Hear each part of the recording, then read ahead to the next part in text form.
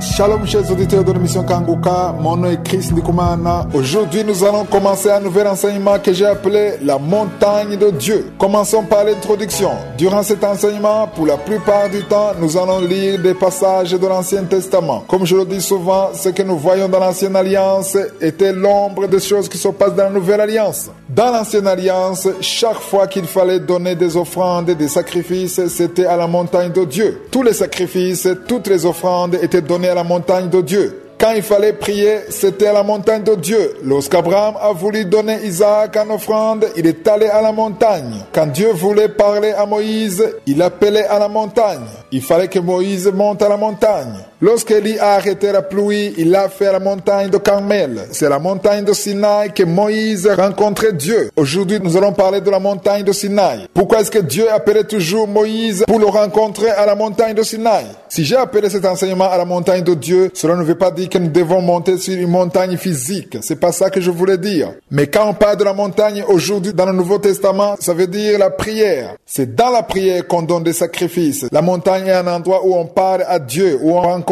Dieu. L'objectif de cet enseignement, c'est de nous montrer l'importance d'être dans la prière, de mener une vie de prière. Je continue à parler de la montagne de Dieu, mais comprenez que je parle de la prière. Chaque fois que je parle de la montagne, comprenez qu'il s'agit de la prière. L'objectif de cet enseignement, c'est de vous pousser à prier plus. Nous verrons 3 choses qui sont nécessaires pour être à la montagne de Dieu. Premièrement, il faut la sanctification. Deuxièmement, il faut l'humilité. Et troisièmement, il faut l'action de grâce. Je vais brièvement parler sur les 3 points. Ensuite, nous allons étudier chaque point un à un. Après cet enseignement, nous ferons l'étude dans notre livre de la Bible, puis nous allons étudier chacun des 3 points. Les 3 points, c'est-à-dire la sanctification, l'humilité et les actions de grâce. Je sais que pas mal d'entre vous seront édifiés et vous ne serez plus les mêmes personnes après ces enseignements. Lisons dans Exode 24, le premier verset. Dieu dit à Moïse, monte vers l'Éternel, toi et Aaron, Nadab et Abihu, et 70 des anciens d'Israël, et vous vous prosternerez de loin. Je vais continuer à lire le deuxième verset. Il est écrit, Moïse s'approcha seul de l'Éternel. Les autres ne s'approcheront pas et le peuple ne montera point avec lui. Ici, on peut se poser une question. Pourquoi Moïse est-il monté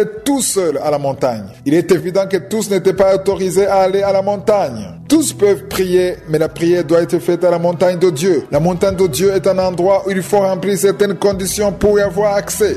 Quand tu pries, tu es sur la montagne de Dieu. Nous avons lu dans Exode 24, du 1er au 2e verset ceci. Dieu dit à Moïse, monte vers l'Éternel, toi et Aaron, Nadab et Abihu, et 70 des anciens d'Israël, et vous vous prosternerez de loin. Nous avons vu que ce n'était pas n'importe qui devait monter à la montagne. Pourquoi est-ce que les autres sont venus, mais sont restés à l'écart? Ils ne se sont pas approchés de la montagne. Au verset 2, il est écrit, Moïse s'approchera seul de l'Éternel, les autres ne s'approchèrent pas, et le peuple ne montera point avec lui. Pourquoi est-ce que Moïse est monté tout seul à la montagne? C'est un enseignement très puissant. La montagne de Dieu est un endroit sacré. C'est un endroit où Dieu réside. Ce n'est pas un lieu où tu vas parler seulement de tes problèmes, mais tu vas surtout à la rencontre de Je suis. Nous verrons au cours de cet enseignement que chaque fois que Moïse montait à la montagne de Dieu, il ne revenait pas tel qu'il était. Il ne revenait pas les mains vides. Tu ne peux pas aller à la montagne de Je suis tous les jours et continuer à être la même personne. La montagne de Dieu transforme. Tu ne peux pas continuer à être la même personne si tu montes souvent à la montagne. La puissance de Dieu doit avoir un impact sur ta vie. Lisons au verset 12. Le verset 12, il est écrit, l'Éternel dit à Moïse, monte vers moi sur la montagne et reste là. Je te donnerai des tables de pierre, la loi et les ordonnances que j'ai écrites pour leur instruction. Lorsque Moïse entendait cela, il n'était pas sur la montagne de Dieu, mais il pouvait entendre la voix de Dieu. Mais pour que Dieu lui parle, pour qu'il lui donne sa révélation, pour qu'il le bénisse, pour qu'il le visite, il fallait que Moïse monte à la montagne et surtout qu'il y reste.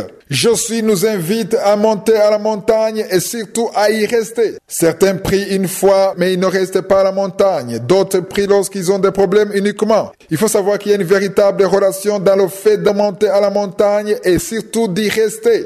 Il y a une richesse que tu auras que les autres ne vont pas comprendre. J'aime beaucoup ces mots. Reste à la montagne. Reste là. C'est ce qui est écrit dans ce verset. Tu peux souligner ce passage et surtout souligner reste là. Reste à la montagne de Dieu. Reste dans sa présence. N'y va pas pour un peu de temps, mais reste là. Parle à Je suis. Il veut t'entendre. Il veut te visiter. Tu ne peux pas rester la même personne si tu restes à la montagne de Dieu. Rester à la montagne de Dieu ne veut pas dire rester dans la chambre de prière, mais ça veut dire prier régulièrement. Au verset 13, il est écrit, Moïse se leva avec Josué qui le servait et Moïse monta sur la montagne de Dieu. La chose que nous devons apprendre aujourd'hui, c'est que lorsqu'on va à la montagne, la première chose à faire, c'est monter. Pourquoi est-ce qu'on doit monter? S'il s'agit de monter, ça veut dire qu'il y a des points qui sont difficilement accessibles. Ça demande de l'effort. Quand on monte, on fournit de l'effort. Si tu as déjà monté une montagne dans ta vie, tu as sans doute remarqué qu'il y a un effort supplémentaire que ton corps doit fournir. Quand on monte, on fournit plus d'efforts que quand on marche. Quand on monte, il y a une pesanteur qui nous attire vers le bas. De la même façon, on se rend compte que ce n'est pas toujours facile de prier. Des fois, c'est même difficile de sortir du lit. Il y a d'autres fois que tu ne sens même pas l'envie de prier. La chair ne veut pas prier. Pourquoi cela? Parce qu'il faut monter. La prière est une décision qu'on doit prendre. Spirituellement parlant, monter sur la montagne et y rester, ça veut dire prier et demeurer dans la prière. Pour tout ce que je suis utilise, ceux qui ont l'appel de Dieu sur leur vie, ils ont tous passé par la montagne de Dieu et ils y sont restés. Personne ne peut aller à la montagne de Dieu, demeurer sur la montagne de Dieu et avoir une vie ordinaire. C'est impossible. Si tu demeures sur la montagne de Dieu, je suis vient dans ta vie et il se manifeste d'une façon spéciale. Cela peut prendre du temps, mais tôt ou tard, il y a quelque chose de spécial qui va se manifester dans ta vie. Celui qui demeure sur la montagne de Dieu attire la puissance de je suis dans sa vie. Il attire la force de je suis. Il attire la puissance et la richesse de je suis. Quand Moïse est monté sur la montagne, il est revenu avec des tablettes dans les mains. Je ne dis pas que tu auras la même chose, mais tu auras ce que je suis à préparer pour toi. Tu peux pas aller à la montagne de Dieu et revenir les mains vides. Il y a des projets que Dieu a préparés pour toi, des choses qui n'arriveront jamais si tu ne montes pas à la montagne de Dieu. Au verset 13, il est écrit, Moïse se leva avec Josué qui le servait et Moïse monta sur la montagne de Dieu. Ici, il monte pour la deuxième fois. Cependant, on ne nous dit pas que Josué est monté avec lui. Seul Moïse est monté sur la montagne de Dieu. Au début de cet enseignement, je vous ai dit que ce n'est pas n'importe qui peut monter sur la montagne de Dieu. La montagne de Dieu est un endroit où il y a la puissance et la gloire de Dieu. C'est pourquoi il y a des conditions pour être à la montagne de Dieu. Il faut toujours les trois choses, c'est-à-dire la sanctification, l'humilité et l'action de grâce. Lisons au verset 14, il est écrit, il dit aux anciens, attendez-nous ici jusqu'à ce que nous revenions auprès de vous. Voici Aaron et Hur resteront avec vous. Si quelqu'un est indifférent, c'est à eux qu'il s'adressera. Moïse était un bon leader. Il ne voulait pas les laisser tout seuls. Il fallait qu'il y ait quelqu'un pour régler leurs différends. Cela veut dire qu'aussi longtemps que Moïse était sur la montagne, personne ne pouvait le déranger. Chaque fois que tu vas dans la prière le matin, tu es sur la montagne de Dieu, tu vas rencontrer je suis, ce qui veut dire que personne n'est censé venir te chercher. Je suis très étonné lorsque j'entends que certains répondent même au téléphone pendant qu'ils sont en train de prier. Imagine-toi, tu es sur la montagne de Dieu, quelqu'un t'appelle et tu réponds au téléphone. Ou alors tu regardes un message sur WhatsApp qu'on vient de t'envoyer. Si tu es sur la montagne de Dieu, il faut éteindre le téléphone. Et surtout, il faut t'éloigner de tout. Il ne faut pas répondre au téléphone étant sur la montagne de Dieu. Quand tu es dans la prière, il ne faut pas répondre au téléphone. Car à la montagne de Dieu, tu es occupé avec je suis. Tu es en train de parler à je suis. Lorsque tu appelles quelqu'un sur ton téléphone et qu'il est en train de parler avec quelqu'un d'autre, tu as souvent un message automatique qui te dit qu'il est sur un autre appel. Ce qui veut dire que lorsque tu es sur la montagne de Dieu et qu'en même temps tu peux parler à ceux qui sont autour de toi, ça veut dire que tu n'as pas encore compris ce que tu fais. La montagne de Dieu est un endroit où tu parles à je suis en ayant bloqué toutes les autres voies. Ce que je veux que vous compreniez, c'est que quand tu es dans la prière, il faut éviter toute distraction. C'est pour ça que quand nous prions le samedi, je vous demande d'aller dans un endroit calme et éviter toute distraction. Quand tu pries, il y a une connexion. Tu te connectes avec Dieu. Tu te connectes avec son esprit. Il faut éviter toute distraction. Et ça attire la présence de Dieu quand Dieu remarque que tu as donné toute ton attention. Je suis veut ton attention. Il faut que vous compreniez que quand on est dans la prière, on est dans une audience spéciale avec je suis. Certains vont dans la prière prière et commence à regarder les informations sur Facebook ou sur WhatsApp. Tout ça, ce sont des distractions du diable. Quand tu es sur la montagne de Dieu, il faut être loin de Facebook, de WhatsApp, de toutes choses. Il faut te concentrer et parler à Je suis. Dans Matthieu 6, verset 6, il est écrit: mais quand tu pries, entre dans ta chambre, ferme ta porte et prie ton Père qui est là dans le lieu secret. Et ton Père qui voit dans le secret te le rendra.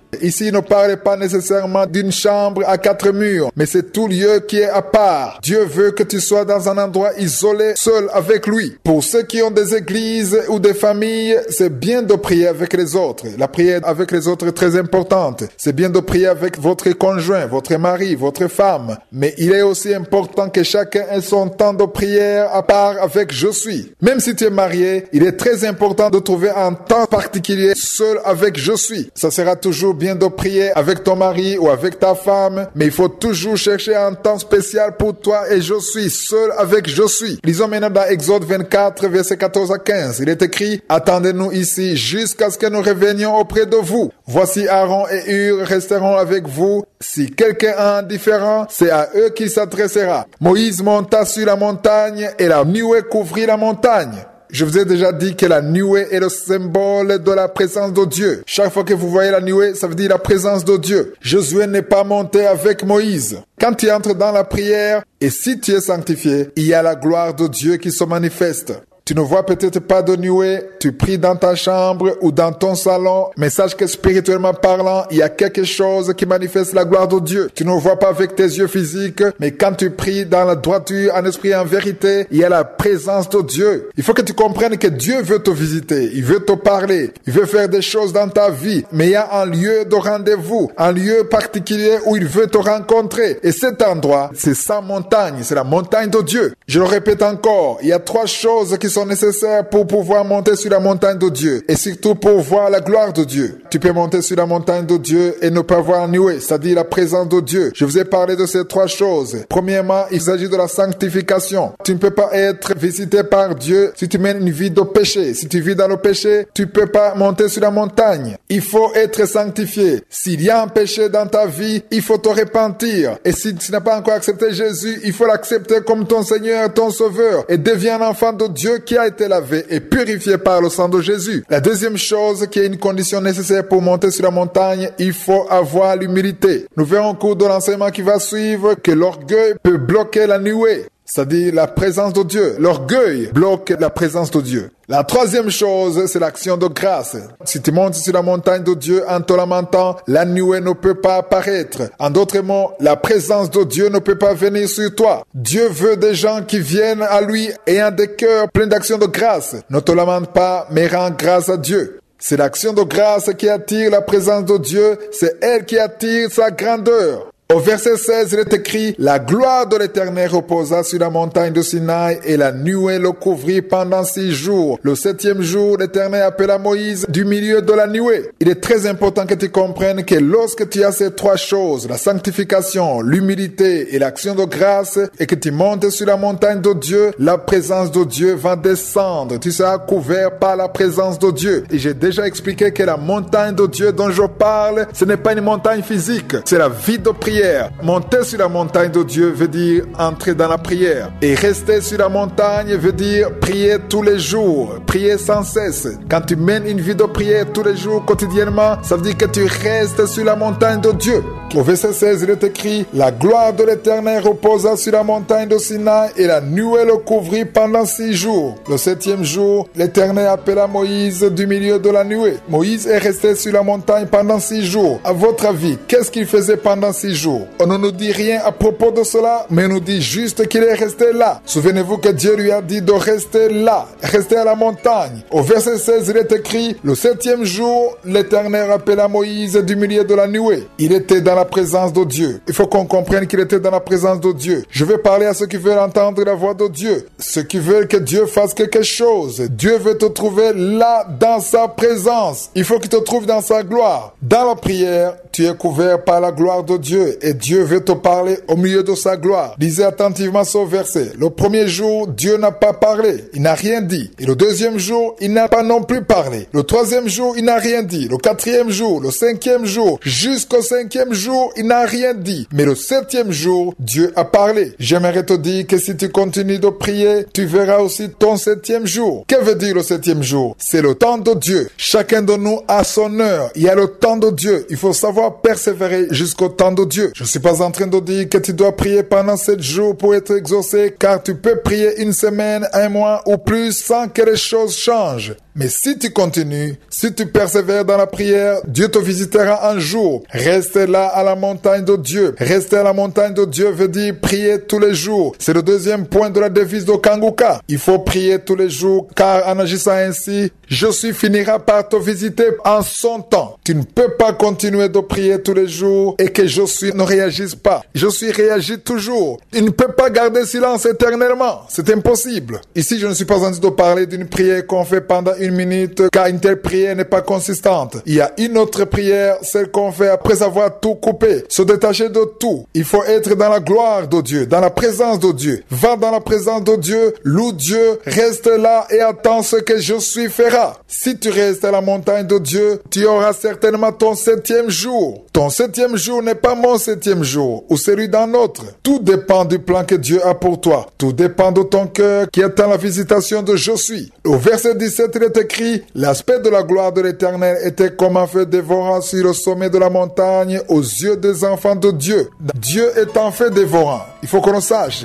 La Bible dit que Dieu est un feu dévorant, mais certaines doctrines n'acceptent pas cela. Ils disent que ce sont des choses de l'Ancien Testament. Ils disent que Dieu dans le Nouveau Testament est un Dieu d'amour uniquement. Mais si vous lisez dans vos Bibles, dans Hébreux 12, verset 29, ici je rappelle que le livre d'Hébreux se trouve dans le Nouveau Testament. Il est écrit avec piété et avec crainte, car notre Dieu est aussi un feu dévorant. Que veut dire dévorer? Dévorer, c'est détruire tout ce qui se trouve sur son passage. Et qu'est-ce que Dieu va dévorer? Qu'est-ce qu'il va détruire? Il va détruire tout ce qui n'est pas conforme à sa volonté. Tout ce que Satan veut mettre en avant, tout ce qu'il veut mettre sur le chemin et tout ce qui bloque le plan de Dieu, Dieu va tout dévorer. Lorsque tu montes au sommet de la montagne et que tu pries, si tu y restes étant sanctifié dans l'humilité et l'action de grâce, Dieu se manifeste comme un feu dévorant. Il n'y a rien qui peut bloquer le plan de Josué. Si tu restes à la montagne de Dieu et que tu as une vie de prière, si tu es sanctifié, humble et que tu ne te lamentes pas, l'esprit de stérilité qui t'empêche d'avoir un enfant sera dévoré. Le feu dévorant va le détruire. Le feu dévorant va détruire l'esprit d'adultère, l'esprit de maladies incurables. Rien ne peut bloquer le feu dévorant. Je veux qu'on comprenne que lorsque la Bible parle d'un feu dévorant, ça veut dire qu'il dévore tout ce qui n'est pas conforme à la volonté de Dieu. Dieu est puissant. Rien ne peut bloquer sa main. Quand tu montes à la montagne de Dieu et que tu as une vie de prière, tu sais bien que tu possèdes quelque chose de spécial. Il y a une puissance extraordinaire qui se manifeste lorsque tu es sur la montagne de Dieu. Rien ne peut te faire peur si tu es sur la montagne de Dieu. Même si tu réalises que c'est impossible, à la montagne de Dieu, il faut que tu comprennes que tout ce qui est impossible devient possible. Tout ce que les médecins disent que c'est impossible, ça devient possible. Même si ton intelligence te dit que c'est impossible, il faut que tu comprennes que devant Dieu c'est possible, car Josué est un feu dévorant. Rien ne peut empêcher la volonté de Dieu. Ça peut ne pas arriver tout de suite, mais reste là, reste sur la montagne de Dieu. Tu ne vas jamais le regretter. Une personne qui a une vie de prière ne peut jamais regretter. Tu n'es pas en train de perdre ton temps si tu passes du temps dans la prière. Si tu te réveilles chaque fois à 4 heures du matin, à 5 heures du matin, tu te lèves, tu vas dans un endroit calme, tu pries et cela tous les jours, tu loues Dieu et tu mets de côté tes problèmes. Même si tu n'as pas encore été exaucé, même si tu n'as pas encore eu un enfant, même si personne ne se soucie de toi, tu continues quand même. Tu continues à dire merci à Dieu. Si tu as cette vie de prière tous les jours, tu es en train d'attirer la gloire de Dieu. Il y a un feu dévorant qui viendra pour détruire tout ce qui est sur ton chemin, tout ce qui est en train de bloquer le plan de Dieu. Il y a un chemin que Dieu a tracé pour que tous ceux qui passeront par là voient sa puissance. Il y a la puissance de Dieu dans la prière. Ma vie est telle qu'elle est aujourd'hui grâce à la prière. Je connais tout le chemin que Dieu m'a fait faire. Là où il m'a tiré, je n'aurais jamais pu m'en sortir sans une vie de prière. La prière ressuscite. Elle change l'atmosphère. Elle change tout. Elle attire la présence de Dieu. Ceux qui ont déjà vu le mont Sinaï qui se trouve actuellement en Égypte, vous avez remarqué que c'est une très haute montagne. Il fallait que Moïse monte au sommet de la montagne. Le verset 18 dit, Moïse entra au milieu de la nuée et il monta sur la montagne. Moïse demeura sur la montagne 40 jours et 40 nuits. Il y a des choses que tu n'auras jamais si tu n'arrives pas au sommet de la montagne. C'est très important d'arriver au sommet de la montagne. Ceux qui font le tourisme en Égypte et qui essaient de monter le mont Sinaï, il y en a qui ne peuvent même pas atteindre le sommet. D'autres vont jusqu'au milieu, mais ce n'est pas tout le monde qui peut monter jusqu'au sommet. Pour pouvoir arriver au sommet, il faut un effort considérable, il faut un sacrifice, il faut persévérer et ne pas se relâcher. C'est difficile d'arriver jusqu'au bout, mais après avoir atteint le but, il y a quelque chose de spécial qui se manifestera dans ta vie. Tu ne peux pas retourner étant la même personne. Si tu montes sur la montagne de Dieu, tu reviens transformé, tu reviens avec quelque chose. C'est impossible de monter sur la montagne de Dieu et de retourner étant la même personne. Moïse est monté à la montagne de Dieu et il est revenu avec les tablettes du témoignage. C'était les promesses de Dieu pour lui et pour son peuple. Toi aussi, lorsque tu monteras sur la montagne de Dieu, il y a des choses que Josué a préparées pour toi, des choses que tu auras parce qu'il les a préparées pour toi. Moïse est monté jusqu'au sommet de la montagne et il a passé 40 jours et 40 nuits seul avec Josué. Josué n'était pas avec lui. Aaron n'était pas avec lui non plus. Nadab n'était pas avec lui. Personne n'était avec lui. C'était Moïse et Josué. Nous avons déjà étudié le livre de l'Exode. Vous connaissez donc cette histoire. Avant de retourner, Dieu lui a dit qu'Israël a fabriqué un veau d'or. Dieu lui a encore une fois demandé de monter sur la montagne. Nous verrons que la deuxième fois était différente de la première. La première fois, il est allé avec les autres. Il était avec Josué et les 70 anciens, mais il le regardait de loin. La deuxième fois était différente, même si c'était la même montagne. Et Dieu l'invitait à chaque fois. Il faut comprendre que Moïse n'allait pas seul. C'est Dieu qui l'invitait de monter sur la montagne. Nous allons lire dans Exode 34. Mais avant de lire Exode 34, nous allons lire dans Genèse chapitre 22. Lisez ce passage pour comprendre pourquoi Dieu voulait toujours agir sur une montagne. Dans tout ce que nous apprenons concernant la montagne, il faut comprendre que la montagne de Dieu est l'image de la prière. Chaque fois que tu entres dans la prière, tu montes spirituellement sur la montagne de Dieu. La montagne de Dieu est l'image de la prière. Nous devons rester dans la prière. Nous devons prier sans cesse. Nous devons prier tous les jours. Il ne suffit pas de monter sur la montagne, mais il faut monter jusqu'au sommet de la montagne. Il y a tes bénédictions, il y a tes promesses qui sont sur la montagne de Dieu. Souvent, nous espérons avoir des choses étant en dehors de la montagne. Soyez sur la montagne de Dieu. Restez sur la montagne de Dieu. Dieu a demandé à Moïse d'y rester, de rester sur la montagne. Avant de continuer, j'aimerais d'abord expliquer pourquoi la montagne de Dieu est si importante. Pourquoi est-ce que Dieu est intéressé à la montagne? Lisons dans Genèse chapitre 22, j'ai déjà parlé de cette histoire à maintes reprises. Dieu a appelé Abraham et il lui a demandé de donner son fils Isaac comme offrande, comme sacrifice. Dans Genèse chapitre 22, verset 2, il est écrit, Dieu dit, prends ton fils, ton unique, celui que tu aimes, Isaac, va-t'en au pays de Morija, et là offre-le en holocauste sur l'une des montagnes que je te dirai. Au verset 3, il est écrit, Abraham se leva de bon matin, serra son âne et prit avec lui 2 serviteurs et son fils Isaac. Il fendit du bois pour l'holocauste et partit pour aller au lieu que Dieu lui avait dit. Ici, nous voyons une obéissance extraordinaire car Abraham avait confiance en Dieu. Les versets 10 à 13 disent, puis Abraham étendit la main et prit le couteau pour égorger son fils. Alors l'ange de l'Éternel l'appela des cieux et dit, Abraham, Abraham. Et il répondit, me voici. L'ange dit, n'avance pas ta main sur l'enfant et ne lui fais rien, car je sais maintenant que tu crains Dieu et que tu ne m'as pas refusé ton fils, ton unique. Abraham leva les yeux et vit derrière lui un bélier retenu dans un buisson par les cornes, et Abraham alla prendre le bélier et l'offrit en holocauste à la place de son fils. Est-ce que vous comprenez ce texte? Abraham était prêt à offrir son fils en holocauste. Lisez attentivement le verset 14, et si vous le pouvez, soulignez-le dans vos Bibles. Il est écrit, Abraham donna à ce lieu le nom de Jéhovah Jireh. C'est pourquoi l'on dit aujourd'hui, à la montagne de l'Éternel, il sera pourvu. Tout ce dont tu as besoin, tu l'auras à la montagne de Dieu. Je ne connais pas tes problèmes, mais la réponse se trouve à la montagne de Dieu. Si tu as besoin d'un travail, si tu veux un mari, si tu veux une femme, tu l'auras à la montagne de Dieu. Si tu veux être délivré d'un péché, si tu as un fardeau, monte à la montagne de Dieu. Nous venons de lire ce chapitre pour comprendre pourquoi la montagne est si importante pour Dieu. Et même aujourd'hui, tout est pourvu à la montagne. C'était l'image des choses à venir. Aujourd'hui, on a la réponse de Dieu à travers la montagne de Dieu, c'est-à-dire à travers la prière. Tu n'as plus besoin de monter à la montagne visible, mais tu as besoin d'aller dans un endroit pour rencontrer Je suis. La prière est la clé dans tous tes problèmes, dans tout ce qui t'emprisonne. Va à la montagne de Dieu et reste là. Nous avons lu dans Exode 24, verset 12 ceci. L'Éternel dit à Moïse, monte vers moi sur la montagne et reste là. Je te donnerai des tables de pierre, la loi et les ordonnances que j'ai écrites pour leur instruction.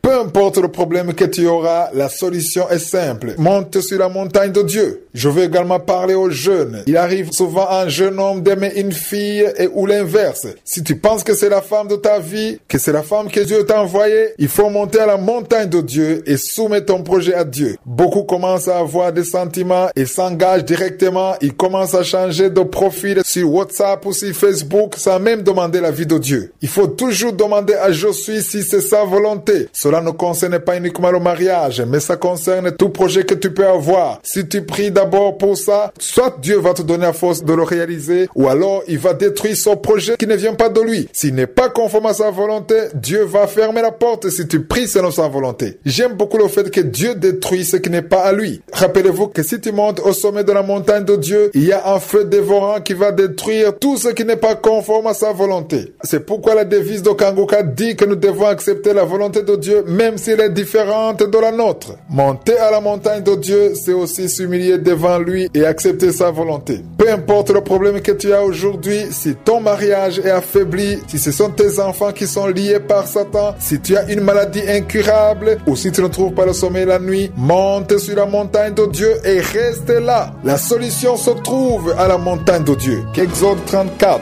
Moïse a détruit les premières tables que Dieu lui avait données. Dans Exode 34, nous le voyons retourner sur la montagne de Dieu. Le premier verset dit, l'Éternel dit à Moïse, taille 2 tables de pierre comme les premières, et j'y écrirai les paroles qui étaient sur les premières tables que tu as brisées. Dieu avait lui-même fabriqué les premières tables, mais dans ce chapitre, nous voyons que c'est Moïse qui les a fabriquées. Il est monté sur la montagne. Ici, nous voyons à quel point Dieu donne une autre chance. Même si on fait des choses qui ne sont pas conformes à sa volonté, il est prêt à nous donner une deuxième opportunité. Il nous permet de nous racheter. Le verset 2 dit, sois prêt de bonne heure et tu monteras dès le matin sur la montagne de Sinaï. Tu te tiendras là devant moi sur le sommet de la montagne. Ici, nous voyons que l'essentiel, ce n'est pas d'être sur la montagne, mais de rester au sommet de la montagne. Si tu veux voir le changement dans ta vie, si tu veux vivre une vie qui glorifie Dieu, si tu veux voir tes géants vaincus, si tu veux voir les liens de Satan rompus, non seulement il faudra monter sur la montagne de Dieu, mais il faudra surtout atteindre le sommet et aussi rester là. Avant, lorsque je lisais ce verset, je me demandais pourquoi Dieu avait dit à Moïse de monter au sommet de la montagne. Je me disais que si Moïse pouvait entendre Dieu, même sans monter à la montagne, pourquoi est-ce qu'il fallait monter à la montagne alors qu'il pouvait entendre Dieu? Mais rappelez-vous, nous avons lu dans Genèse 22, verset 14, on a lu que tout est pourvu à la montagne de Dieu. C'est pourquoi même si Moïse entendait Dieu, Dieu ne pouvait rien faire en dehors de la montagne. Il voulait qu'il monte à la montagne. Il faisait tous les miracles à la montagne de Dieu. C'est à la montagne que Moïse recevait toute la force dont il avait besoin. C'est à la montagne de Dieu qu'on reçoit la force dont on a besoin. Si tu es un serviteur de Dieu, c'est à la montagne que tu recevras la grâce dont tu as besoin. Si tu sers le Seigneur sans prier, tu es en danger car seule la prière peut te permettre d'accomplir le plan de Dieu. C'est la prière qui fera que ta parole aura un impact et les vies seront transformées. Si tu es un musicien, si tu es un chanteur, il faut être sur la montagne de Dieu. C'est là où le don que Dieu t'a donné produira du fruit. Les chansons qui viennent du sommet de la montagne transforment des vies. Dans chaque chose que tu fais dans ta vie, si tu restes à la montagne de Dieu, au sommet de la montagne, ta vie sera transformée. Tu ne peux pas être au sommet de la montagne et rester la même personne. Au verset 3, il est écrit que personne ne monte avec toi et que personne ne paraisse sur toute la montagne et même que ni brebis ni bœufs ne pèsent près de cette montagne. Ici, nous voyons la différence entre le chapitre 24 et le chapitre 34. Ce n'est pas n'importe qui pouvait monter à la montagne de Dieu, au sommet de la montagne. Rappelez-vous qu'il y a des conditions pour être à la montagne de Dieu. Nous le verrons dans les prochains enseignements. Il y a 3 conditions pour être au sommet de la montagne. Il s'agit de la sanctification, l'humilité et l'action de grâce. Il fallait que Moïse aille tout seul. Personne ne pouvait s'approcher de lui. Avant de continuer, je veux qu'on comprenne ce que veut dire monter sur la montagne de Dieu. Monter sur la montagne de Dieu veut dire prier. Mais d'abord, il faut comprendre qu'à la montagne de Dieu, on n'y va pas uniquement pour avoir ce dont on a besoin. Je veux qu'on change de mentalité. Nous ne devons pas prier juste pour être exaucés, car Jésus connaît tous nos besoins. Jésus connaît très bien tout ce qui te manque. Il le sait déjà, et le fait de demander n'est pas mal. Mais ça ne doit pas être la priorité pour ta prière. Monter sur la montagne de Dieu veut dire rencontrer Jésus. C'est lui parler, c'est le louer. Il y a une autre sorte de communion qui est établie entre vous. Quand tu vas dans la prière, la première chose que Jésus remarque chez toi, c'est l'état de ton cœur. Quelle est la nature de ton cœur quand tu vas dans la prière? Pourquoi est-ce que tu vas dans la prière? Est-ce que tu vas dans la prière pour recevoir seulement ce dont tu as besoin?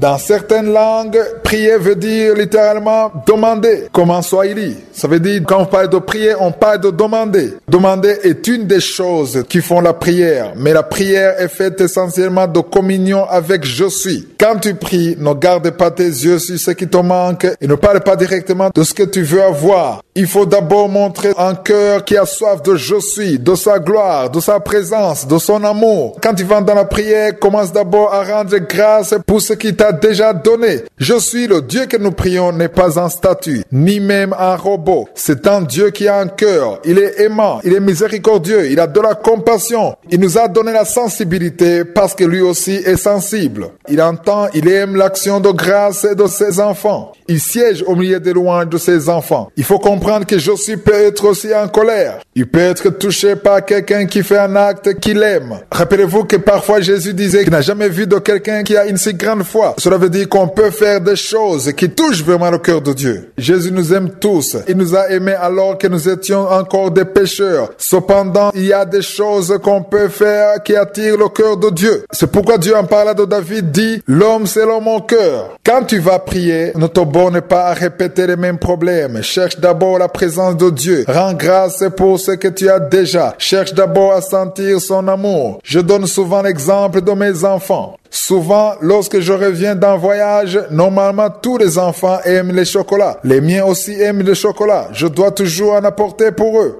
Cependant, même s'ils aiment le chocolat, jamais ils ne peuvent pas me le demander quand ils viennent me chercher à l'aéroport, car ils savent très bien que je ne peux pas venir sans les chocolats. Ce que j'aime chez mes enfants, c'est qu'à chaque fois qu'ils me voient, ils sont très contents et je le vois dans leurs yeux. Imaginez-vous si à chaque fois que je revenais, mon enfant me demandait si j'ai un chocolat. La première chose qu'il me dirait, il me demanderait si j'ai un chocolat. Pas même un câlin, pas même un bonjour. Juste la question de savoir si j'ai un chocolat. Cela voudrait dire que le jour où je reviendrai sans chocolat, il ne me saluerait même pas. Ça ne fait pas du tout plaisir à un parent de voir que son enfant cherche toujours quelque chose de lui. Si le parent remarque que sa présence ne dit rien à son enfant, et qu'il veut juste ce qu'il lui donne, cela ne fait pas du tout plaisir. Nous devons changer d'attitude. Si avant tu allais dans la présence de Dieu avec la seule intention d'avoir ce que tu veux, il faut que tu changes d'attitude. Tu veux un travail, tu veux un visa, tu veux une femme, tu veux un mari, une guérison, un enfant. Il n'y a rien d'autre que tu cherches dans la présence de Dieu. Cela montre que le jour où tu auras ce que tu veux, tu ne vas plus prier. Il faut que tu changes la motivation de ta prière. Il faut atteindre le sommet de la montagne et parler à Jésus. Je vous invite encore une fois à lire tout le chapitre d'Exode 34. Vous allez voir la puissance qui se manifeste lorsque tu vas à la montagne de Dieu. Le Moïse qui est monté sur la montagne n'est pas le même qui est descendu de la montagne. Ce qui veut dire qu'on ne peut pas rester la même personne si on monte sur la montagne de Dieu. Il y a toujours une transformation. La prière change et transforme, car c'est dans la prière qu'on rencontre Jésus. Et quand tu rencontres Jésus, il y a quelque chose qui doit être transformé dans ta vie. Ce que je veux que vous compreniez tous, c'est que la prière est le moyen d'être connecté à Dieu, de voir sa face et sa gloire. La prière crée une communion entre ton esprit et l'esprit de Dieu. La prière te donne la force. C'est pourquoi Jésus dit dans Matthieu 26, 41 ceci: veillez et priez afin que vous ne tombiez pas dans la tentation. L'esprit est bien disposé, mais la chair est faible. Cela montre que la prière donne une autre force. Prier veut dire s'approcher de la présence de Dieu. Nous avons lu dans Exode 34 que Moïse est monté sur la montagne et il est revenu avec les tables de la loi. Tu ne peux pas monter sur la montagne de Dieu, prier dans le nom de Jésus et revenir tel que tu es parti. Peu importe le temps que tu passes dans la présence de Dieu, tu ne peux pas revenir tel que tu es parti. Ceux qui te verront ne vont peut-être rien remarquer, ils ne verront aucune différence, mais spirituellement, il y a quelque chose qui aura changé. Ce que nous lisons dans l'Ancien Testament est l'image du Nouveau Testament. Je vous invite à lire dans Exode 34, verset 29. Il est écrit, Moïse descendit de la montagne de Sinaï ayant les 2 tables de témoignage dans sa main en descendant de la montagne et il ne savait pas que la peau de son visage rayonnait parce qu'il avait parlé avec l'Éternel.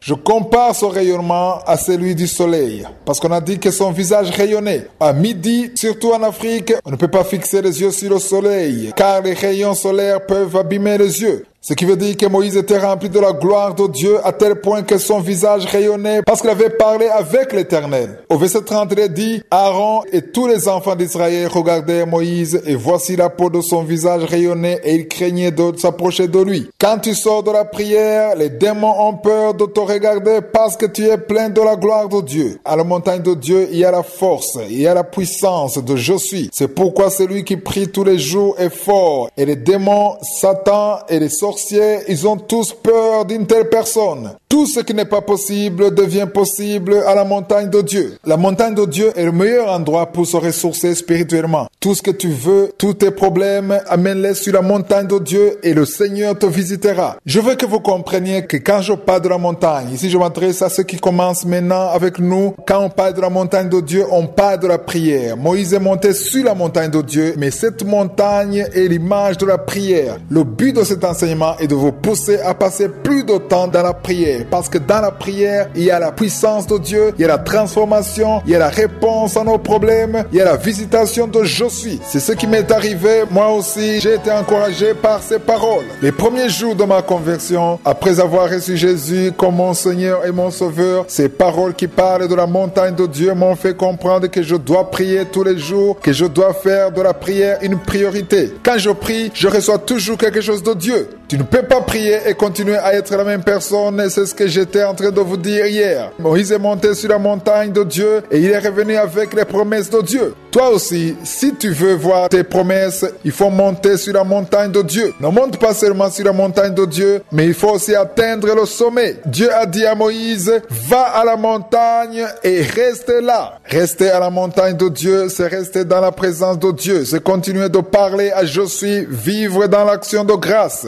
Peu importe le problème que tu as, il n'y a nulle part où il y a la solution, c'est à la montagne de Dieu. Tout ce dont tu cherches se trouve à la montagne de Dieu. Il faut que la prière devienne ta vie de tous les jours. La prière est la force de chaque enfant de Dieu. C'est la force du chrétien. Nous avons vu que les enfants d'Israël ne pouvaient fixer Moïse du regard car son visage rayonnait. Personne ne pouvait s'approcher de lui. Lisons dans Exode 34, verset 32. Il est écrit, après cela, les enfants d'Israël s'approchèrent et il leur donna tous les ordres qu'il avait reçus de l'Éternel sur la montagne de Sinaï. Le verset 34 dit, quand Moïse entrait devant l'Éternel pour lui parler, il ôtait le voile jusqu'à ce qu'il sortît et quand il sortait, il disait aux enfants d'Israël ce qui lui avait été ordonné. Pourquoi est-ce que Moïse se couvrait le visage? Parce que s'il ne le faisait pas, les enfants d'Israël ne pouvaient pas s'approcher de lui et sans cela, il ne pouvait pas leur communiquer ce que Dieu lui avait donné comme message. Au verset 34, il est écrit, les enfants d'Israël regardaient le visage de Moïse et voyaient que la peau de son visage rayonnait et Moïse remettait le voile sur son visage jusqu'à ce qu'il entra pour parler avec l'Éternel. Il faut savoir que si tu vas dans la présence de Dieu, tu seras toujours la même personne physiquement. Mais ceux qui voient dans le monde spirituel vont voir que tu as changé. Ils vont voir la puissance de Dieu en toi. Nous ne devons pas aller dans la présence de Dieu pour avoir la solution à nos problèmes seulement, mais recherchons la puissance de Dieu dans notre vie. Recherchons cette communion. Rendons grâce pour la puissance de Dieu. Rendons grâce pour son amour. Si tu vas à la montagne de Dieu pour te lamenter, pour dire tout ce qui ne va pas, il n'y a aucune force qui va se manifester, mais au contraire, tu vas t'attirer la malédiction. Tu ouvriras la porte à Satan par tes lamentations. Mais si tu vas à la montagne de Dieu en rendant grâce à Dieu, il y a quelque chose de spécial que Josué va faire dans ta vie. La question que je me suis posée, c'est de savoir si Moïse se couvrait aussi longtemps qu'il n'était pas sur la montagne de Dieu. Il est évident qu'il ne se couvrait pas tout le temps, car plus le temps passait, plus les enfants d'Israël s'habituaient à lui. Moïse se couvrait parce qu'il était rempli de la gloire de Dieu. Toi aussi, il faut que tu sois rempli de la puissance de Dieu, de la gloire de Dieu, du rayonnement spirituel, parce qu'à la montagne de Dieu, il y a des liens qui seront brisés, des murs qui seront détruits. Même si ça ne se passe pas en un seul jour, si tu restes à la montagne de Dieu, si tu persévères sans te lamenter, en rendant grâce à Dieu, il y a beaucoup de choses qui seront détruites afin que les promesses de Dieu se réalisent dans ta vie. Moi-même, lorsque je vois dans un songe étant sur la montagne, ça veut dire que c'est quelque chose qui est relatif à la prière. Nous devons toujours être sur la montagne de Dieu. Dieu a dit à Moïse d'aller à la montagne et d'y rester. À la montagne, c'est là où se trouvent tes promesses. C'est là où Dieu parle, là où ils se manifestent. Chaque fois que Dieu voulait parler à Moïse, il lui disait de monter à la montagne. Il y a 3 choses qui sont nécessaires pour être à la montagne de Dieu. La première chose, c'est la sanctification. La deuxième chose, c'est l'humilité. Et la troisième chose, c'est l'action de grâce. Pour être à la montagne de Dieu, il faut être sanctifié, quitter la vie pécheresse. Tu dois avoir une vie sanctifiée. C'est là que ta prière sera exaucée. Tu as aussi besoin d'être humble. Tu ne peux pas aller à la montagne de Dieu, avoir la force dont tu as besoin si tu n'es pas humble. Nous aurons le temps d'en parler. Nous aurons aussi un enseignement sur l'action de grâce. Les 3 points sont nécessaires, c'est-à-dire la sanctification, l'humilité et l'action de grâce. Si l'un manque, tu ne pourras pas tenir. Pourquoi est-ce que c'est si important d'aller à la montagne de Dieu? J'en ai déjà parlé et je vais encore une fois le dire. Dans Genèse chapitre 22, si vous lisez tout le chapitre, vous allez comprendre pourquoi la montagne de Dieu est si importante. Vous comprendrez pourquoi c'est à la montagne de Dieu que Dieu se manifeste. Au début du chapitre 22 de Genèse, nous voyons Dieu appeler Abraham pour qu'il aille donner son fils Isaac comme sacrifice.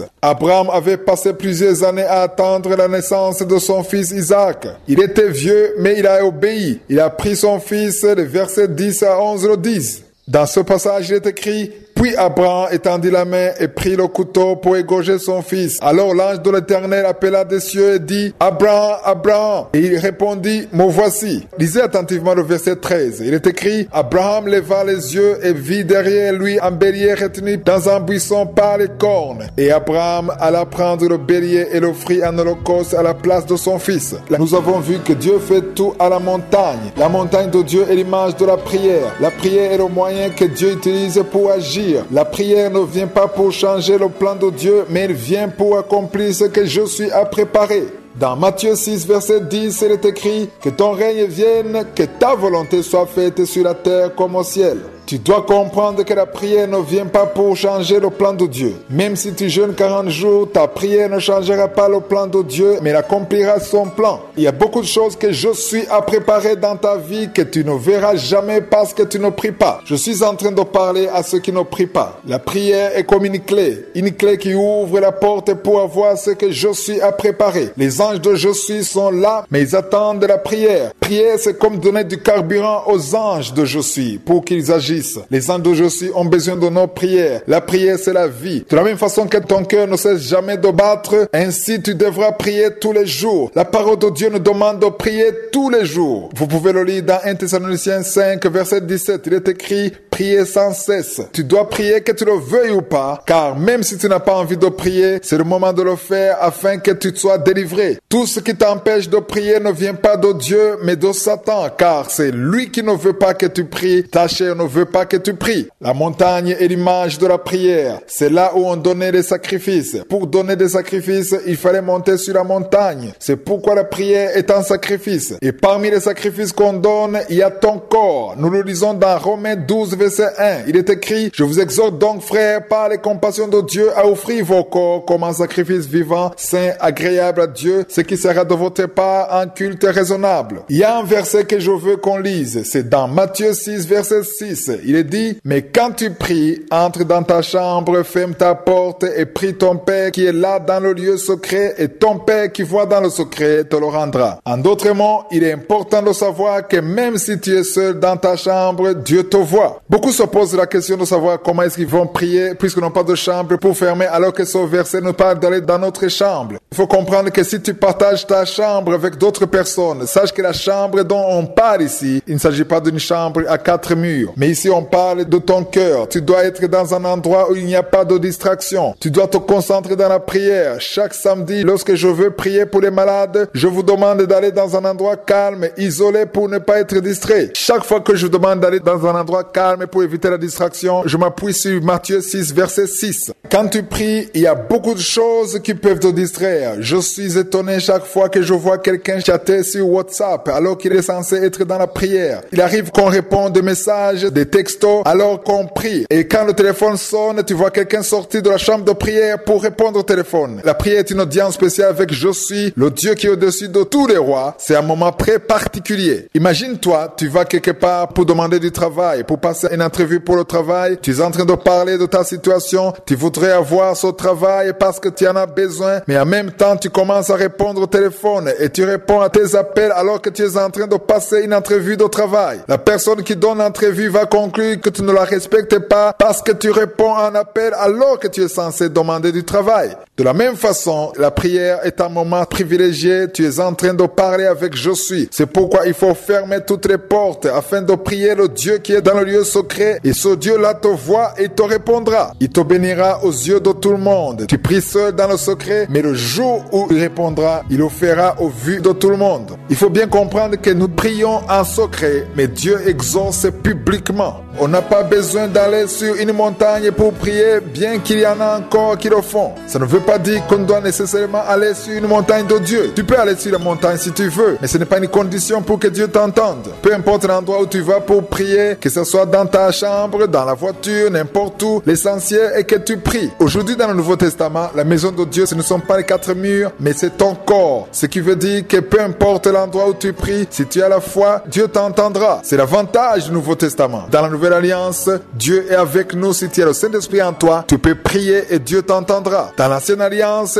pour être entendu, il fallait prier dans le temple de Dieu. Aujourd'hui, nous n'avons plus besoin de faire ça. Dans le Nouveau Testament, si tu pries dans le nom de Jésus et si tu as la foi, Dieu t'entendra sans considérer l'endroit où tu te trouves. Certains pensent que pour être entendu de Dieu, il faut aller à l'église. L'église est un endroit où tu rencontres les autres enfants de Dieu afin de louer le Seigneur et pour écouter la parole de Dieu. Mais ça ne veut pas dire que c'est le seul endroit où Dieu t'entend. L'Arche de l'Alliance était l'image de Jésus-Christ. Je l'ai déjà enseigné lorsque nous étions sur l'étude du livre de l'Exode. Nous avons vu que l'Arche de l'Alliance est l'image de Jésus-Christ. Si tu es sauvé, si tu as reçu Jésus comme ton Seigneur et ton Sauveur, cela veut dire que tu as l'Arche de l'Alliance avec toi. Tu as la présence de Dieu à tes côtés. Dieu entend tes prières car Jésus nous a dit de demander en son nom. Tout ce que nous demandons à Dieu le Père, nous le demandons au nom de Jésus. Ça veut dire que si nous prions le Père dans le nom de Jésus, et Jésus lui-même a dit qu'il est le chemin, la vérité et la vie, nous serons exaucés. Il a aussi dit qu'on ne peut pas parvenir au Père sans passer par lui. C'est le chemin obligé. Nous terminerons cet enseignement cette semaine. Mais avant de terminer cet enseignement, je veux qu'on parle de la victoire qui se manifeste à la montagne de Dieu. Durant cette montagne, nous allons parler de la victoire. Beaucoup prient pour avoir la victoire seulement. Il faut comprendre que la victoire a été acquise dès le jour où Jésus est allé sur la croix. Le jour où Jésus est monté sur la croix et qu'il a été crucifié, nous avons eu la victoire. Aujourd'hui, nous ne sommes pas censés chercher la victoire, mais nous devons marcher dans la victoire que Jésus a déjà eue. Jésus a déjà vaincu. Nous sommes appelés à combattre dans la prière. Si nous luttons dans la chair, ça nous empêche de prier pour que nous puissions obtenir cette victoire. La victoire est déjà acquise. Il nous faut juste marcher dans la victoire. C'est écrit dans Romains 8:37. Il est écrit, mais dans toutes ces choses, nous sommes plus que vainqueurs par celui qui nous a aimés. Lorsqu'on parle de plus que vainqueurs, ça veut dire que quelqu'un a déjà eu la victoire. Et c'est Jésus-Christ qui a déjà eu la victoire. Nous marchons dans la victoire de Jésus-Christ. Nous devons donc marcher dans sa victoire. Dans Colossiens chapitre 2, on nous montre comment sa victoire a été manifestée à la croix. Les versets 14 à 15 disent, c'est-à-dire Colossiens 2, versets 14 à 15, il est écrit, il a effacé l'acte dont les ordonnances nous condamnaient et qui subsistait contre nous et il l'a détruit en le clouant à la croix. Il a dépouillé les dominations et les autorités autorités et les a livrées publiquement en spectacle en triomphant d'elles par la croix.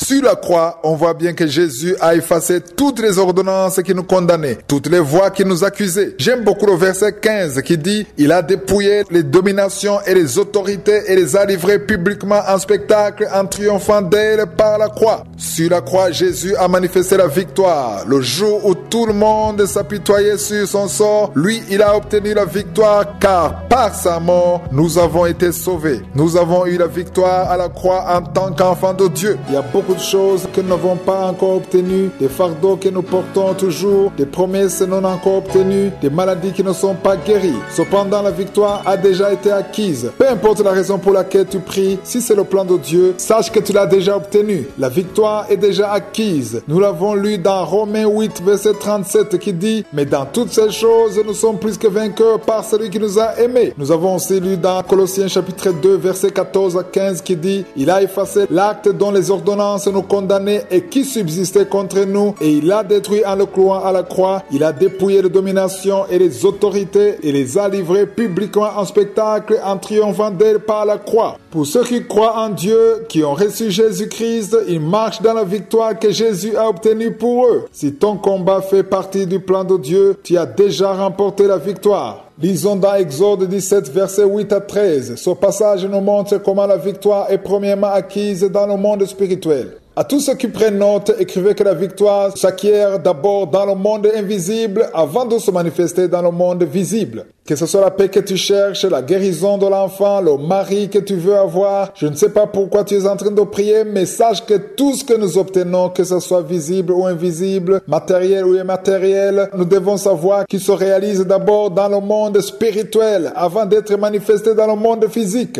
Les gens perdent la foi quand ils prient pour quelque chose parce qu'ils veulent que ce soit visible dans le monde physique, alors que ça doit d'abord se réaliser dans le monde invisible. Disons dans Exode 17, verset 8 à 13, il est écrit « Amalek vint combattre Israël à Rephidim. Alors Moïse dit à Josué, « Choisis-nous des hommes, sors et combat Amalek. Demain je me tiendrai sur le sommet de la colline, la verge de Dieu dans ma main. » Josué fit ce que lui avait dit Moïse pour combattre Amalek. Et Moïse, Aaron et Hur montèrent au sommet de la colline. Lorsque Moïse éleva sa main, Israël était plus fort. Et lorsqu'il baissait sa main, Amalek était le plus fort. Les mains de Moïse étaient fatiguées. Ils prirent une pierre qu'ils placèrent sous lui et il s'assit dessus. Aaron et Hur soutenaient ses mains, l'un d'un côté, l'autre de l'autre, et ses mains restèrent fermes jusqu'au coucher du soleil. Cette pierre était l'image de Jésus-Christ. Appuie-toi toujours sur Jésus-Christ. Moïse s'est appuyé sur la pierre qui est l'image de Jésus-Christ, et toi aussi, il faut que tu t'appuies sur Jésus-Christ dans tout ce que tu fais. Surtout dans la prière, il faut t'appuyer sur Jésus-Christ. Au verset 14, il est écrit « Et Josué vainquit Amalek et son peuple au tranchant de l'épée. » On voit bien que la victoire a été obtenue parce que Moïse était à la montagne de Dieu. C'est parce que Moïse avait levé les mains sur la montagne de Dieu, assis sur le rocher qui est Jésus-Christ. Peu importe le problème que tu as en ce moment,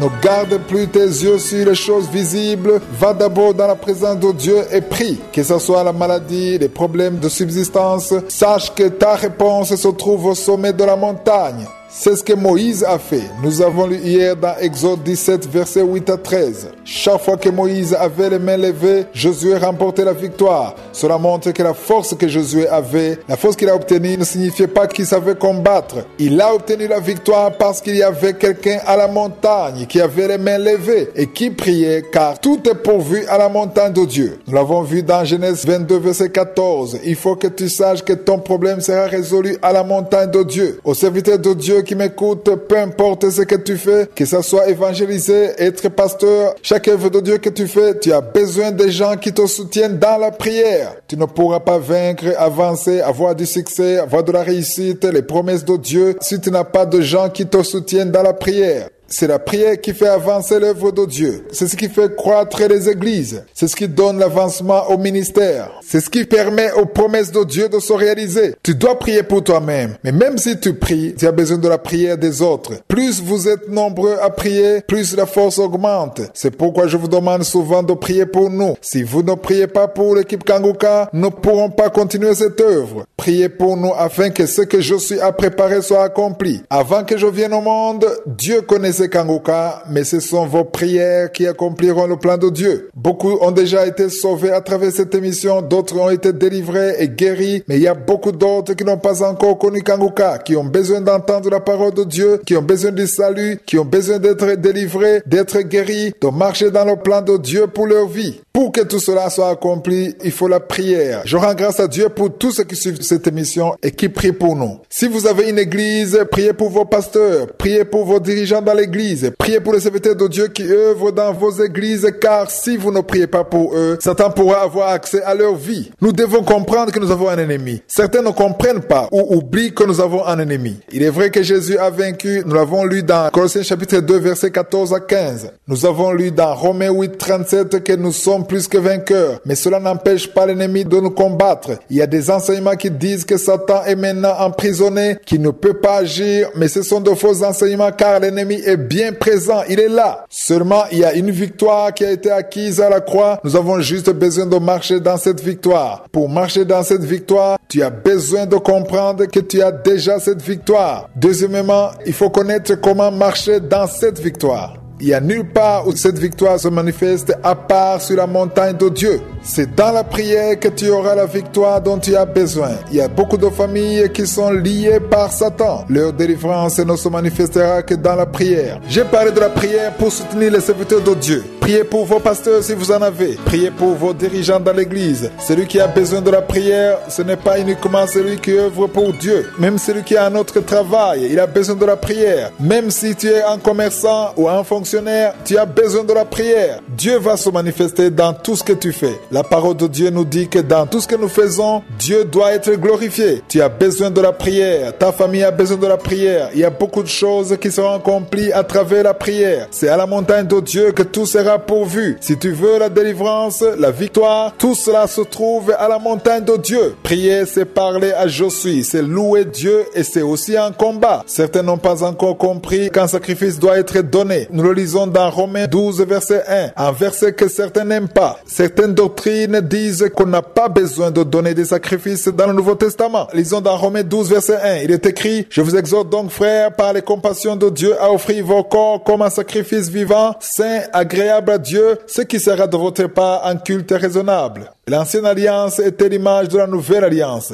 Si on vous enseigne, demandez toujours à ce qu'on vous le montre dans la Bible. Tout ce qu'on vous enseigne doit figurer dans la parole de Dieu. Tout ce que je vous dis se trouve dans la parole de Dieu. Je rends grâce à Dieu pour ceux qui prennent des notes. Kanguka ne dure que quelques minutes. Mais si tu as pris note, si tu écris les versets que je vous donne, tu peux toujours les relire seul après l'émission. Si quelqu'un vous dit qu'on n'a plus besoin de combattre, que nous n'avons plus besoin de donner un sacrifice, c'est un mensonge. Car il est écrit dans Romains 12, verset 1, qu'on doit offrir nos corps comme un sacrifice vivant, saint, agréable à Dieu, ce qui sera pour nous un culte raisonnable. Dans Hébreux chapitre 13 verset 15, il est écrit: par lui offrons sans cesse un sacrifice de louange, c'est-à-dire le fruit des lèvres qui confesse son nom. Dans ce verset, on voit bien qu'on est censé offrir un sacrifice à travers notre bouche, pas les louanges. La louange est un sacrifice parce que souvent la chair ne veut pas qu'on donne des louanges. Parlons maintenant de notre ennemi qui est bien réel. Dans Ephésiens 6, verset 11, il est écrit: revêtez-vous de toutes les armes de Dieu afin de pouvoir tenir ferme contre les ruses du diable. On voit bien ici que Satan est décrit comme étant rusé. C'est pourquoi pour pouvoir le vaincre, il faut porter toutes les armes. Dans ce passage, on parle des armes de Dieu. Lorsque tu vas à la montagne de Dieu, tu vas dans une bataille. C'est une bataille qui a été déjà vaincue à la croix et c'est Jésus-Christ qui l'a vaincue. Si vous lisez au verset 12, Ephésiens 6, verset 12, il est écrit: nous n'avons pas à lutter contre la chair et le sang, mais contre les dominations, contre les autorités, contre les princes de ce monde des ténèbres, contre les esprits méchants dans les lieux célestes. Il y a une puissance qui agit dans le monde spirituel. Ceci ne devrait pas nous faire peur car Jésus a vaincu. Mais pour marcher dans cette victoire, il faut monter sur la montagne de Dieu et surtout il faut y rester. Le verset 12 commence en disant: nous n'avons pas à lutter contre la chair et le sang. Lisez bien ce passage. Qu'est-ce que cela veut dire? Ça veut dire que si quelqu'un quelqu'un te fait du mal, tu ne dois pas garder tes yeux sur la personne qui te fait mal. Il faut savoir que derrière la personne, il y a un esprit qui veut t'attaquer. Satan ne viendra jamais t'attaquer en personne, mais il va passer par les autres.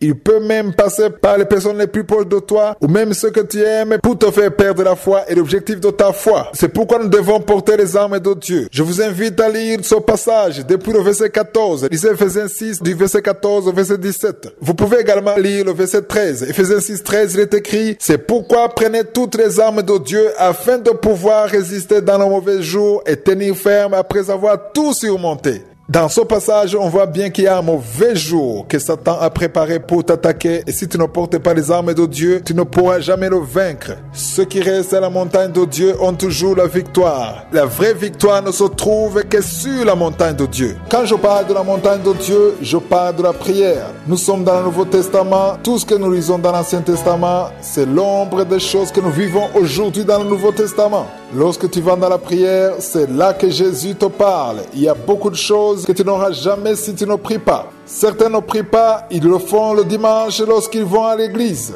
Tu es censé avoir ta propre montagne. Moi aussi j'ai une montagne, c'est-à-dire l'endroit où je rencontre Dieu dans la prière. Toi aussi, il faut que tu aies ta propre montagne. Jésus aussi avait une montagne, c'est le mont des Oliviers. Jésus se levait toujours très tôt pour aller à la montagne de Dieu. Jésus se levait alors que tout le monde était encore endormi. Vous pouvez lire ça dans Marc 1, verset 35. Il faut que vous compreniez que quand je parle de montagne, je ne parle pas de la montagne physique. C'est l'endroit où tu peux te retirer dans la prière seul avec Je suis. Revenons sur l'histoire de Jésus qui se levait très tôt le matin dans la prière. Dans Marc 1, 35, dans la version de Louis II, on parle du lieu secret. Les autres versions parlent du lieu désert. Toute la force que Jésus avait, il a trouvé à la montagne de Dieu. Moïse a reçu les promesses de Dieu à la montagne. Élie allait au mont Carmel. Il est allé prier et la pluie a cessé. Il a encore une fois prié et la pluie est revenue. Tout s'est passé au mont Carmel. Moïse allait toujours à la montagne appelée Mont Sinaï. Abraham est allé à la montagne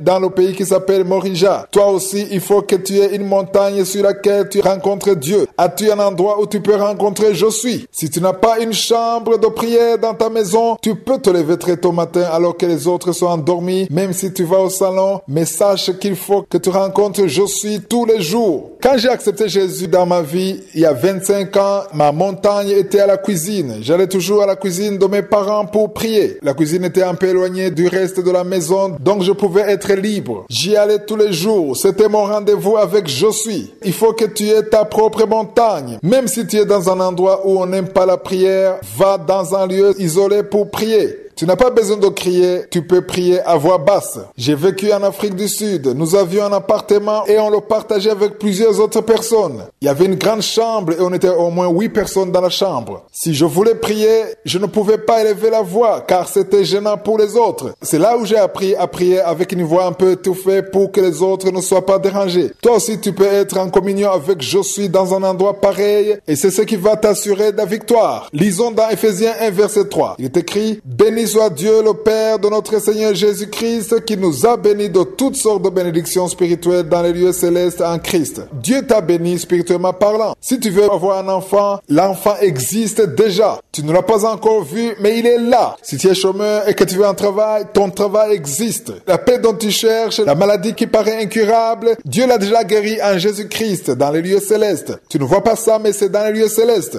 Alors, à quoi sert la prière? La prière est là pour télécharger tout ce que Dieu a déjà accompli dans le monde spirituel. De la même façon qu'une femme peut être enceinte pendant 2 semaines, pendant 3 semaines et que personne n'est au courant alors que l'enfant est déjà là, c'est de la même façon que tes bénédictions sont là et que personne ne les voit. À partir du moment où la femme est au courant qu'elle est enceinte, il y a une attitude qu'elle adopte pour que son enfant grandisse. Sache que même si tu ne vois pas ce que tu es en train de demander dans la prière, sache que ta bénédiction est bien là dans le monde spirituel. Si c'est conforme à la volonté de Dieu, c'est bien là. Il faut que tu comprennes que ta prière va télécharger, va attirer ce qui est dans le monde spirituel, ça va quitter le monde spirituel vers le monde visible. Je vais terminer cet enseignement en te demandant de lire dans 1 Jean 5, verset 14 à 15. C'est là où on voit que si la prière est conforme à la volonté de Dieu, tu peux être sûr que tu as déjà obtenu ce que tu as demandé. Ce passage dit: nous avons auprès de lui cette assurance que si nous demandons quelque chose selon sa volonté, il nous écoute. Et si nous savons qu'il nous écoute, quelque chose que nous demandions, nous savons que nous possédons la chose que nous lui avons demandé.